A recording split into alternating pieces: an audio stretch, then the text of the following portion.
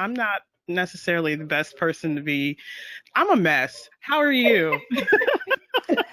Um, I was talking to Erica Alexander, who's one of the film producers, and Tamar Cali, who is the composer of the film. And we were having kind of like a meeting to prepare for another conversation.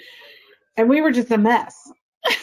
The next thing I know, we were like shrimp and grits and okra and roots and See, our lives matter and yeah, like I can't even get into the other things because it got crazy. But I was like, oh, I need some normal crazy. Normal yeah, crazy. I just want my girlfriends. I just want my normal crazy back. yeah. So I patently refuse to talk about anything that wasn't about fiction or genre fiction specifically for the last 48 hours. So I've driven everyone crazy telling them that if they ever wanted to see the love child of the Twilight Zone and the Outer Limits, they should watch Vast of Night. Um, I just read about Vast of Night. it's So I actually really enjoyed it. I was surprised. yeah. The editor in chief of the MTR network made the mistake of not watching a trailer before agreeing to do a film review with me. So he saw Shirley, which is super art house about Shirley Jackson. He's like, what did you do? What did I just watch?" I think didn't Tamar do the music for Hmm. Shirley? Yeah. Yeah, and it's So that's what we fantastic. were talking about. Yeah, and So yeah, she's a I genius. And I ordered Joy offline yesterday. I was like, I'm sorry, I need you to take care of my friend, and I'll talk to you in 24 Yeah, hours. I've Yeah, deleted all. She forced me to delete all of my social media apps, so I am no yeah. longer on You know what? it. That's somebody who loves you. That's love. Yeah, yeah, she Okay, does. She does love me. I'm sorry. When everyone starts to sound crazier than me, and I fundamentally am aware that I am a hot level of crazy, everyone needs to take a nap. It's But like that Spike Lee scene, when Ruby Dee's jumping up and down, yelling, burn it down, burn it all Yeah, down. I'm like, that hmm was all of us yesterday. yeah, yeah, I was like, mm-mm. I was like, see, the world is. My mother refuses to get on social media, which her children bless and love her for. But she calls me. She's like, did the prep? I'm like, yes, mama, and we're not gonna Yes, talk he about it. did. How are you doing? She's like, I'm fine. I bought your daddy a new pill dispenser that has alarms so he'll leave me the hell alone at 7 a.m. I was like, okay, I need a drink. But shortly after that, I started texting Joy about Good Trouble Huh. because clearly, I had excellent timing for deciding when I wanted to screen this. I was like, I'll wait until right before so I could take my notes. And I'm like, oh, I'm a Oh, little the crazy. Lord. But yeah. moving into that, when you decided you wanted to focus on John Lewis, which by Mhm. the way, thank you.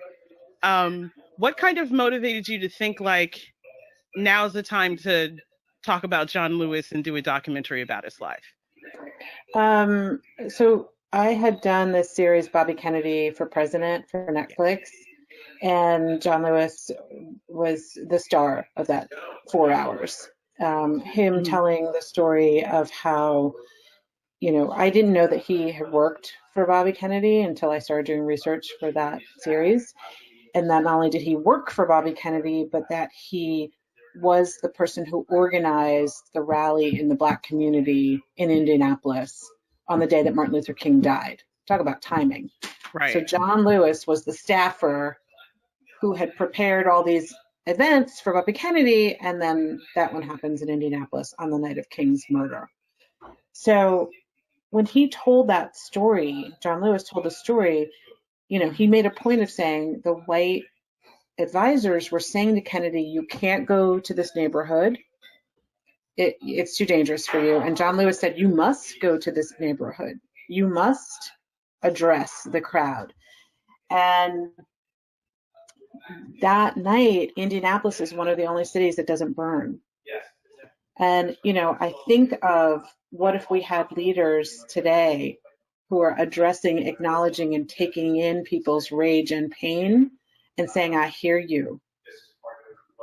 Yeah. Not, I'm going to accelerate the violence, but I hear you and I see you and I'm going to work with you to fix this. Not, I have all the answers, but I'm listening. I'm listening. And so, I think that obviously none of us knew that this moment would be this moment, right? And Right. I would not wish this moment on anyone. But I am grateful that my job was studying the life of this man, because particularly in these last few days, when things feel really dark, and they feel, I think I was just saying to somebody, so Black and brown people are disproportionately being impacted by the virus. We are also the people first either losing our jobs or having to go to the frontline jobs with a lot of exposure opportunities. And we have no money. And then on top of it, you're still killing us? Yes. Come on, man. Yeah. I won't lie. I was actually, Joy and I talked about this, and I was like, I really am reaching the point where I don't think I have a problem with people saying I'll take what's mine with blood and fire. And then I was like, I just quoted Daenerys from Game of Thrones, and clearly we have a problem. But I was like, there was a moment in the documentary where you actually pulled footage of the activists going through training to maintain nonviolence in the face of provocation, in the face of, violence upon themselves. And it just kind of, first of all, I'd never seen that. So that was fantastic. But the other was, I was really, really taken by the fact that, nonviolence is learned behavior. It's like, and the fact that they had to have people, and that there was a movement, that there was a collective, that it wasn't just people who got together and say, we're going to go to this place, we're going to protest, we're going to bring this, we're going to come together. These people were together all the time. They put themselves in the mindset with the preparation. So, I know about 5 people who should probably send you flowers and thank you notes, because watching that changed how I dealt with them when they wanted to come at me with but like peacefulness. I was like, really? How good are you at maintaining peace when someone questions you in a way that you don't like? And so people get on Twitter fights. They can't stand insults on Twitter, let alone on to the head. Right. So it just kind of gave this whole new perspective. And especially when you hear John Lewis talking about, where he stands with it. And you had these moments where that I also had never seen with the timeline that you put together. And I would be fascinated to hear how you picked what you got after you got into the CNN archives. The timeline that you put together of the moments of who he was involved with and where they were in synergy and when they started to fall apart. And when people from older in the movement, with like Thurgood Marshall, is talking to him when he's in his early 20s and he's like, all due respect, the knob. All right. We have to stop because there's so much in there. So, but just everything, amen to everything you're saying. And you have just given me something in that you appreciated what I was trying to do.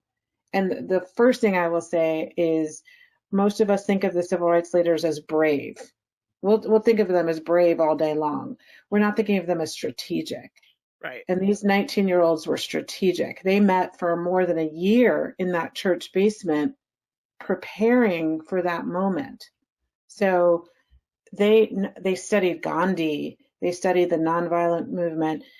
John Lewis traveled. He went to Africa for the first time as a student. So this was not a man who decided to get up and go across a bridge. This was a person who prepared himself for the fight that would become his life. Yeah. And so did all of those other student, mostly Black leaders of that moment. And so it was very intentional to show. So the Reverend who conducts that training is a man named Jim Lawson, Reverend Jim Lawson. He does those trainings now. He's 90-something years old. He does nonviolent trainings in Los Angeles 1 Saturday a month. And so I went to one, and I did a ridiculously long interview for the amount of information I needed, because I just needed to hear what he was having to say. I needed to have him see me as a Black person and just reach back beyond my psyche and start to loosen it up and allow some of this peacefulness to come into it, to enter into it. So the training was a really, really important thing to see. If you watch that little scene again, you'll see there's little John Lewis. He's in the back. He can't even bring himself to hit anybody, even in pretend.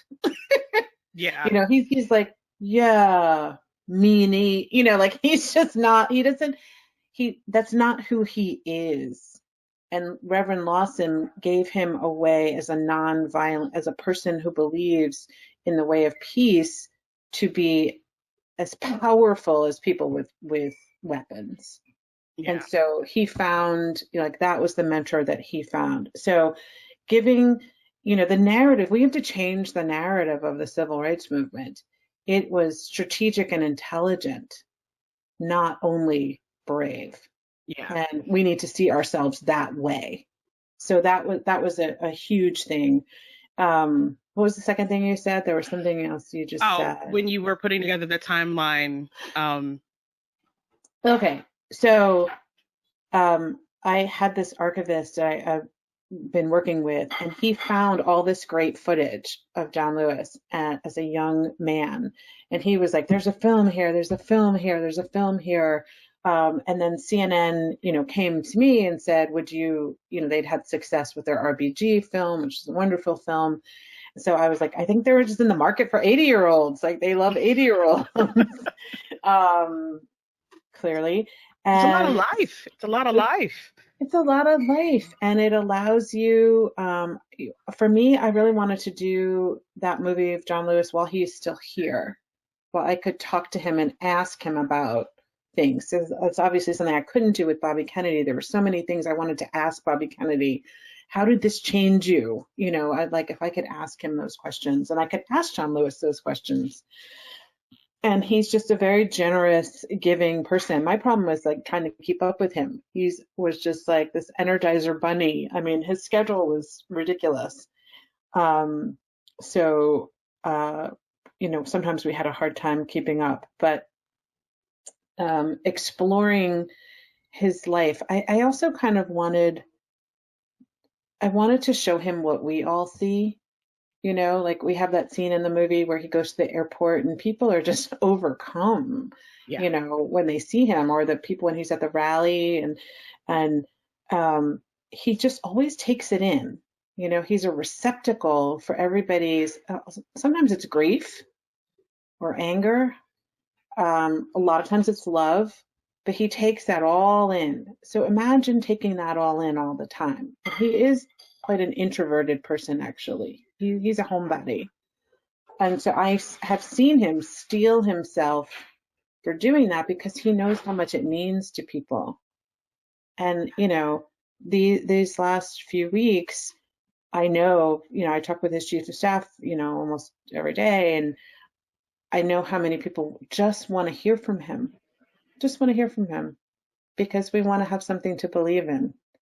So I think he was aware of the significance, but I also think that, sorry, my husband's really loud. Can you hear that?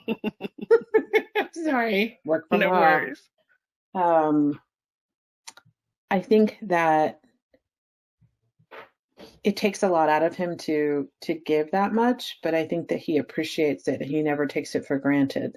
So what I wanted to do with some of the footage was we put him in, like, so from a film perspective, he's told a lot of the same stories over, because everybody wants to know about these highlights of his life. So I just kept racking my brain, like, how do I get him kind of off script? How do I get him to really be in the moment?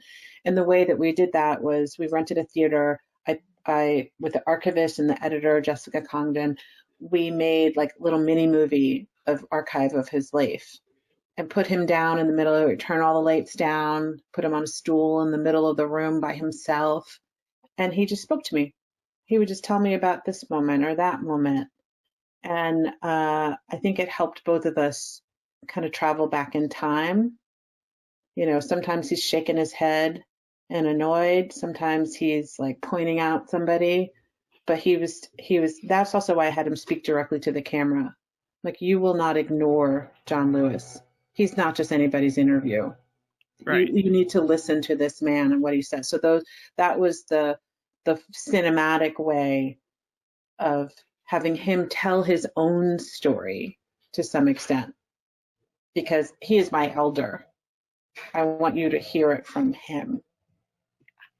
I know, Joy, you had a question about. Yeah, no, it was really interesting, and I agree with you wholeheartedly. And seeing John Lewis in the way that we all collectively see him is super, super important. And it's even more important for people to give flowers to our icons and our leaders while they're still alive, and they can kind of process that praise. I think a lot about Toni Morrison's "The Pieces I Am" when I was watching Good Trouble, and her that really being the last kind of interview and encapsulation of her life before she passed away. And so I felt a lot of that in watching Good Trouble. But kind of talking about the people in John Lewis's life, specifically, you know, John obviously is in Congress, has been in Congress for a long time. And it was really interesting to see various people on Capitol Hill sing his praises, talk about personal anecdotes of working with him, both within the aisle and across the aisle. How did you decide which members were going to be a part of those interviews? Did some of them volunteer? Did some of them that you reached out to? Like, how did that process go? That's a really good question. So one is I spoke with his staff, you know, and said, who has he really worked with? Who really knows him? So that was one thing. And some people did call. Cory Booker was like, are you ready? Are you ready? Can I be in it? Can I be in it? Can I be in it? And I appreciate that, because he's like, I just love John Lewis. Like, he's really important to him. So of course we were thrilled to have Senator Booker. I mean, it's not often that a senator is like calling you, you know, he wasn't calling me, but he was like, I want to be in it. I'm in it. And I was thrilled to have him, and he said beautiful things and really helped us understand. Elijah Cummings and Representative Clyburn, those are his contemporaries in some ways. And I wanted to hear from Black men who are his contemporaries. I wanted to hear, you know, it was such a heavy day when Elijah Cummings passed, because the interview that he gave us was so beautiful. And I just get upset right now when he was like telling the story about how people mistake him for John Lewis. And I love that, because, you know, we all know, like, everybody thinks we all look alike. So I was teasing him in the interview, and I said, Congressman, are you saying that you have imitated John Lewis? And he said, yes, I have, because I don't want to, you know, embarrass Johnny. But then he said, and it's fine with me, something to the effect of, it's fine with me because I'm mistaken for a great man. And just, you know, I think it's rare that you get to see love between men, and love between Black men this way. It just really, really affected me. It made me feel like I had the same feeling as when I'm around my uncles or my relatives, and we're kind of surrounded in that glow of the conversation when you're with family. It felt like family. So I wanted to have that voice, that age and experience in that voice. And then I wanted to have the youngsters, you know, the new people in Congress. And so that is the squad. That's AOC and Ayanna Pressley. Erica Alexander was very instrumental, and she has done a lot of work for certain candidates. And so like Erica being able to pick up the phone and call Ayanna Pressley, Representative Pressley, and call folks really, really helped us do that. But it was actually kind of hard to pick, because a lot of people wanted to say things. We did make an effort to reach out to Republicans to make it clear that this is not a partisan feeling for him, and that, you know, there certainly was a time in Congress where you spoke more to your ideals and your values than to the letter that comes after your name. Yeah. No, Yeah. absolutely. I mean, that was really interesting when the one Republican congressman would start talking about bipartisanship. And I was like, oh, this is when my mom said it was okay not to hate all of you. Please come back. But I mean, Joy was texting me and she's like, I can't wait till you get to the part later in the documentary. And I'm like, okay, look, I am still working on something else. But I want to make sure, Joy, you had another question. I want to make sure that we get in here with that because I think it's really valuable. And it was so fascinating because it was kind of like in the third act of the documentary, and we're about like 15 minutes left, and the Congress battle between him and Julian Bond really was fascinating. I never knew about that, and their relationship prior to it, how it got very testy, for lack of a better word, during that relationship. Was there any footage on the cutting room floor? One, was there any footage on the cutting room floor of you interviewing Lewis or even Bond about that, reflecting multiple years later? Now that I think, Representative Lewis has been in Congress, 17 terms? He's been there for a while. And then also, like, what did you, in terms of the placement and the goal of having that in the documentary, like, what was your objective? What did you want viewers to get from that, seeing that scene? And also, I'm so sorry to interrupt, but if we could wrap it up in a minute or so, that would be excellent. So sorry, continue. Sure. This is part of the reason why we need to have Black people tell Black stories, because we can't shy away. You take away our full humanity if you don't talk about our foibles as well as our successes. And I think that this is something in John Lewis's history that was, I mean, it's not scandal that he said something that, by the way, was true about his friend, but it shows you, it does tell you something. I think it was a very painful moment for both of us. And I asked the congressman every which way till Sunday to talk about it. And he just has this very Southern way of deflecting the question and saying, Julian was a great friend. He would just say, Julian was a great friend. Julian was a great friend. So, but to his credit, I sat there and watched the movie with him. I went to his house and showed him the movie. And I think it's important for everyone, for the Black community, to see, we have to show how people evolve and what choices they make. And maybe you or I make a different choice, maybe we wouldn't. But also, we all value John Lewis being in the Congress today. Maybe you have to be human, to make some choices. So I just thought it was a fascinating story of Black political history that I hadn't heard. And there's so much more we could have gotten into. There was colorism. There was Julian was the light-skinned, acceptable guy. And the idea that the darker, shorter, not, traditionally handsome actor-looking guy is the guy who wins, like, that's just fascinating. Yeah. Bit of political theater. So I think for a lot of people, they'll get that without us being so explicit about it. But they both recovered. They did resume their friendship. I just felt like we all know, many of us know the great things that he's done, and that was a time that was more difficult for him. So I really wanted to include that, as I said, to, like, you can be a fully human person. You don't have to be, we don't have to be Jesus in order to be celebrated. So yeah. Well, I know we have to stop, so I just wanted to say I think this has probably been the most holistic look at someone like John Lewis. Like, quite frankly, the only other thing that came to mind was Toni Morrison's documentary and RBG. So I appreciate what you did, and I have a completely new appreciation for him and the longevity of his career. And I hope that's what you were going for, because, kudos. You sent me straight to Google, and I really hope especially given Straight the to climate. Google. I love straight to Google. I did. I was like, I need a real library. I need some reference books. Somebody got some microfiche because I need newsreel.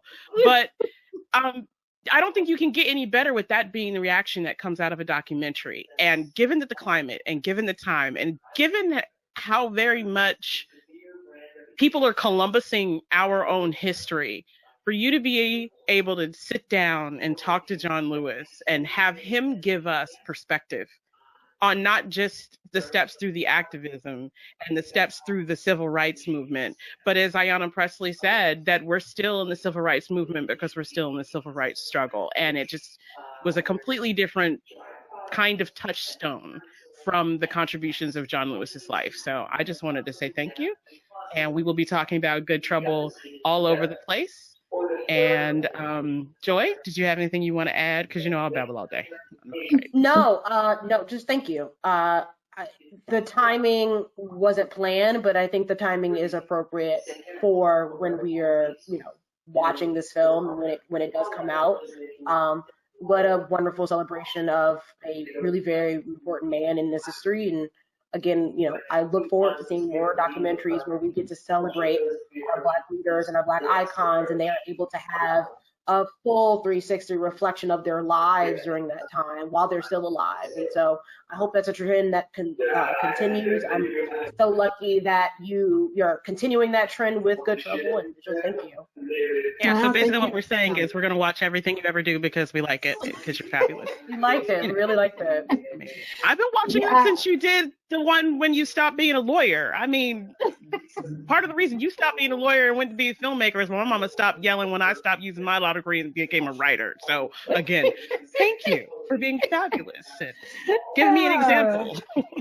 Well, you two are brightening this week, which is no small feat. So thank you. Thank you. Absolutely. Give me a moment's peace. Absolutely. I just really remember, appreciate it. wine. We're all over 21 and we can have wine. Speak truth. Truth speaks. Okay. Thank you. All right. Thank you. Thank you. Thank you so much. Goodbye.